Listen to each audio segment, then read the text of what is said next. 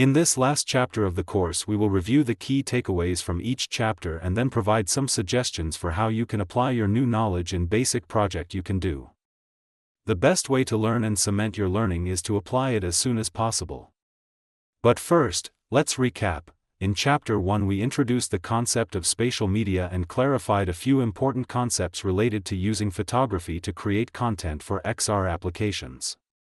Spatial media, digital content designed for experience within a three-dimensional space, allowing user interaction and immersion. 360-degree imagery, an image capturing a complete, spherical view from a single point, allowing users to look in any direction. Equirectangular format, a standard, flat, rectangular image format that represents a full 360-degree spherical view. Tiny planet, a creative photo effect that warps a 360-degree image into a spherical shape, making it appear like a small planet. Product spins, or 360 product photography, a series of images or a video of a product rotating 360 degrees, allowing viewers to interactively inspect it from all angles. 360-degree object rotation, the general term for any object, digital or physical, that can be viewed from all sides by rotating it completely around an axis.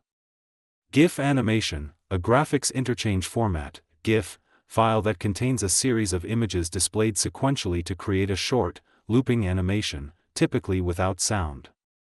In Chapter 2 we introduced you to some photographic principles and processes you could use to create or showcase 360-degree media, including equipment, setup, shooting process, post-production.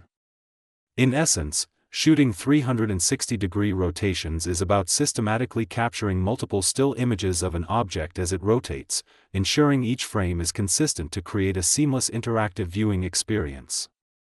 Consistency, stability, and planning are vital and remain the keys for success. In Chapter 3 we provided an overview of how to use 360-degree media on various platforms, including social media, 3D Vista, EON Reality, Teleport Me, and Adobe Aero.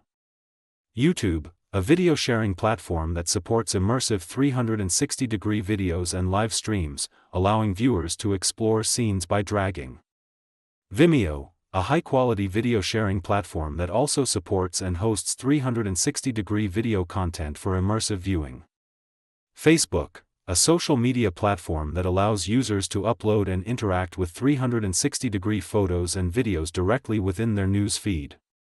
3D Vista, a professional desktop software solution for creating high-quality, interactive 360-degree virtual tours with extensive customization and rich features, primarily for offline creation and web deployment. Teleport Me, a cloud-based software solution designed for user-friendly creation, hosting, and distribution of interactive 360-degree virtual tours, emphasizing ease of use and high-resolution output. Focusing on AR, we discussed EON Reality, a comprehensive platform, EON XR, specializing in creating and delivering immersive AR/VR/AI experiences, turning passive 360 content into interactive, educational, or training applications, often with no-code tools. Adobe Aero, an intuitive augmented reality, AR, authoring tool that allows users to create interactive AR experiences without code, by placing digital content into the real world viewable through a device's camera. In Chapter 4 we focused more closely on EON Reality and how to create AR experiences for education purposes. We spoke about developing, creating, implementing and testing EON Reality AR experiences. We explored marker-based AR, how it works in EON XR, provided a step-by-step guide to allow you to understand, create and experiment for yourself. We then discussed how to create marker-based AR experiences with EON Reality by preparing markers, importing markers into EON Studio, attaching 3D models to markers, positioning and scaling virtual objects. The next part focused on the basic interactions that could be built into EON Reality AR experiences, namely, animations, tap interactions and sound effects. We concluded the chapter by showing how to preview test experiences you created, and finally troubleshooting common AR issues. Now, let's look at steps you can follow to start creating your own project. 1. Skills. For your first project, keep it simple, pick a single concept, like placing an object or triggering an animation, and master that before adding more complexity. 2. Purpose and planning. Know why you're creating the XR experience: education, entertainment, training, marketing, etc. Let the purpose guide how you plan your design, features, and interactions.